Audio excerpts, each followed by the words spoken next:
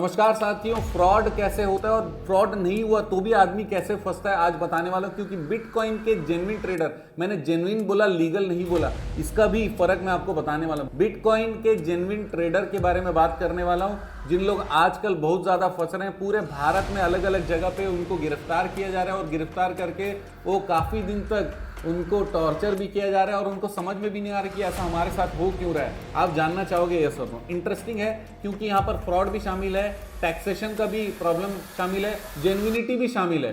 तो ये तीनों चीज को आज बताने वाला हूं। तो दोस्तों, अभी तक अगर आपने हमारे चैनल को सब्सक्राइब नहीं किया तो सब्सक्राइब, लाइक, शेयर करना मत भूलिएगा।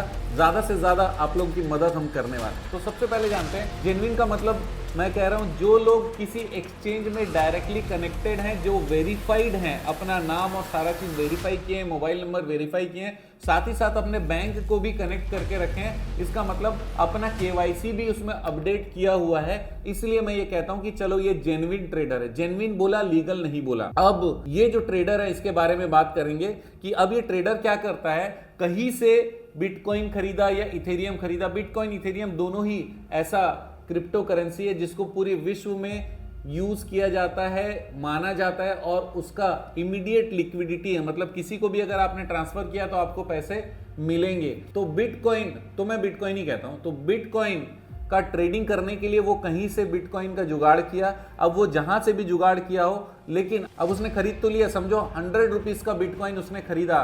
अब उसको ग्राहक मिल जाएंगे 110 रुपए के। अब वो जो ग्राहक मिलेंगे उसको ये जानता नहीं है।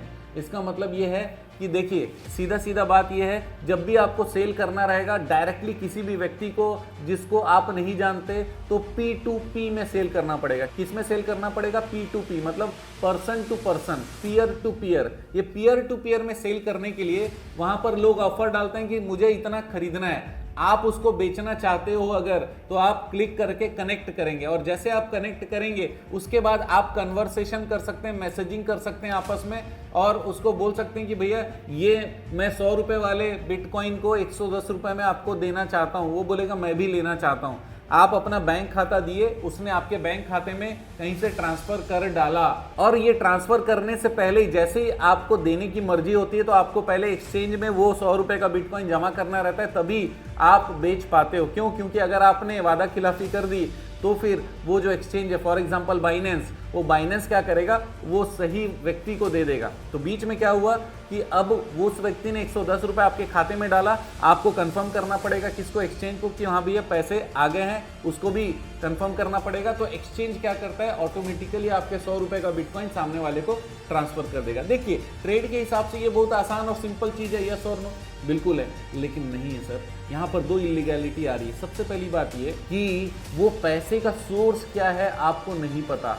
अब जब भी हम किसी से पैसा लेते हैं, सपोज करिए ऋषभ भट्टाचार्य हमारा एक पीयर टू पीयर का बंदा है जिससे मैं ले रहा हूं और वो किसी और के खाते से पैसे ट्रांसफर करा के उसने दे दिए, कैसे भी पैसे ट्रांसफर करा के दे दिए। तो हो सकता है ऋषभ भट्टाचार्य ने किसी का खाता हैक किया हो, किसी का फ्रॉड किया हो, किसी के गले में चक्कू लगाकर बोला हो कि भैया इसमें पैसा ट्रांसफर कर दो। और रिसेंटली पूरे भारत में ऐसे लाखों केसेस हुए, मैं आपको बता रहा हूं। और हमारे कुछ परिचित भी इसमें फंसे हुए। परिचित इसका मतलब कि हमारे जो सब्सक्राइबर है उनके परिचित फंसे हैं। उन्होंने बताया कि सर ऐसा ऐसा हो गया है। फिर हमने जांच की तो हमको पता चला कि वो बंदा तो जेन्युइन था, प्रॉपर सारा चीज कर रहा था, उसने अपने खरीदे हुए बिटकॉइन को ही सामने वाले को बेचा है, लेकिन वो जो पैसा है ना उसका सोर्स गड़बड़ था। अब सोर्स गड़बड़ था तो फिर जब भी उस फ्रॉड की जांच हुई तो वो उस खाते को पकड़ा गया जहां से खाते को ट्रांसफर किया गया, जहां से पैसे को ट्रांसफर किया गया। तब पता चल गया कि वो खाते से इनके खाते में पैसा आया।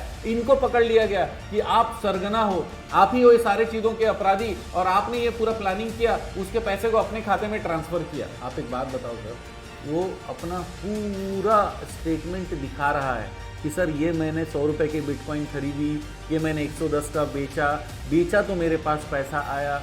उससे पुलिस को कोई भी लेना देना बिल्कुल भी नहीं है। क्यों? क्योंकि पुलिस का सिंपल कहना है कि जो पैसा है वो कहाँ ट्रैवल कर रहा है। पैसा जो है फ्रॉड जिसने किया, जिसके खाते से किया, वहां से ट्रैवल कहाँ तक किया, वहां से ट्रैवल इनके खाते तक किया। तो फंसेगा कौन? ये जेल में 1 महीना, 2 महीना, 3 महीना, 6 महीने तक उनको सड़ा रहे हैं, भयंकर मार भी पड़ रही है। और इतना ही नहीं, उनको बहुत ज़्यादा टॉर्चर किया जाता है, बहुत सारे पैसे उनसे लिए जाते हैं, उसके बाद भी वो केसेस चालू रह रहे हैं और ऐसा लगातार हो रहा है। तो ये होना सही है कि गलत है? सबसे पहली बात ये, लॉ अपने हिसाब से काम कर रहा है, वो सही है। दूसरी बात ये कि आप किसी से अगर पैसे ले रहे हो तो फिर आपको भी उसका जेन्युइनिटी चेक करने का जरूरत है। इसका मतलब सामने वाले का भी आधार पैन ले लो, उसका बैंक जिस बैंक से आ रहा है वो बैंक का अकाउंट नंबर भी उसी से कनेक्टेड है, ये ले लो। अगर आपके पास कोई डिक्लेरेशन है तो डिक्लेरेशन भी दे दो कि ये पैसा मेरा ही है, और किसी भी तरीके से कुछ असुविधा होती है तो फिर आप ही जिम्मेदार होने वाले हो। तो इतना सावधानी सबसे पहले आपको रखने का जरूरत है। दूसरा इंपॉर्टेंट चीज मैं आपको बता दूं, पीयर टू पीयर लेंडिंग वाले में बहुत सारे लोग पर डे पैसा कमाते हैं, लेकिन अब जैसे बाइनेंस का जो एक्सचेंज है वो इलीगल कर दिया गया है। उसके अंदर में जितने भी पैसे आपके थे, कुछ महीने पहले की बात बता रहा हूँ, न्यूज़ है ये, हमारे फाइनेंस मिनिस्ट्री से आया था कि भाई बाइनेंस और इस तरीके के जो प्लेटफॉर्म है वो प्लेटफॉर्म को इलीगल करा दिया गया। उसके अंदर में जो पैसे हैं उसको इंडियन अप्रूव्ड एक्सचेंज में आपको डालना पड़ेगा और डिक्लेयर करना पड़ेगा ये पैसे आपके पास कहाँ से आए थे, बिटकॉइन कहाँ से आए थे। उसके बाद उसमें रखकर ही एक्सचेंज में ही खरीदी बेची करनी है, इसके अलावा इंडिया में कुछ और नहीं कर सकते। तो अब दो बात हो गई। सबसे पहली बात, दूसरे के फ्रॉड के कारण ये बिटकॉइन ट्रेडर फंसा।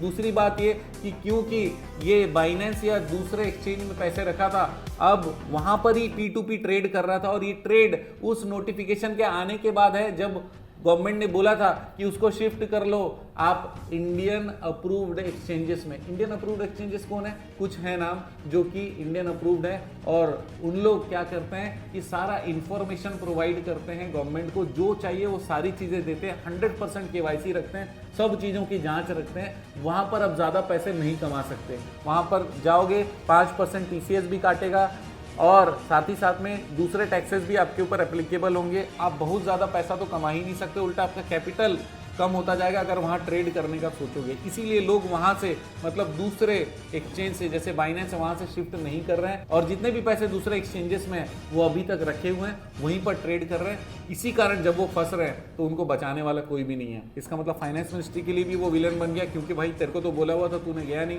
दूसरी बात ये, इनकम टैक्स में अभी तक आपने दिखाया नहीं। मार्च तो जा चुका है, मार्च जा चुका है ना, तो मार्च के अंदर में सब करना था, किया नहीं। उसको वॉलेट शिफ्ट करना था, किया नहीं, वहाँ फंस रहा है। तीसरी बात, फ्रॉड में किसी भी तरीके का लिंकेज है तो उसका खजाना खाली कर देगी पुलिस भी, और परेशानी तो बहुत ज़्यादा होने वाली है। फ्रॉड के चक्कर में सालों साल जेल में रह सकता है। तो फिर करें क्या?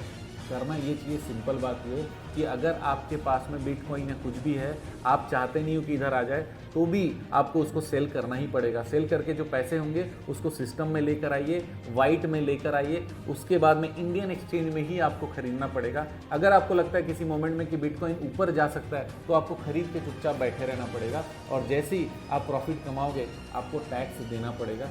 भारत में रहना है, नियम से रहना ही पड़ेगा, अदरवाइज फंसेंगे तो चौतरफा फंसेंगे ये बिटकॉइन ट्रेडर। तो दोस्तों, लीगलिटी में आपको किसी प्रकार का हेल्प चाहिए तो आप हमारे से संपर्क कर सकते हैं, क्योंकि आप जानते हैं हमारा मिशन है हमेशा आप लोगों की मदद करना और समय पर सारी जानकारी देना। तो वीडियो को शेयर जरूर करिएगा। आपका दिन ज़बरदस्त हो। शुभ।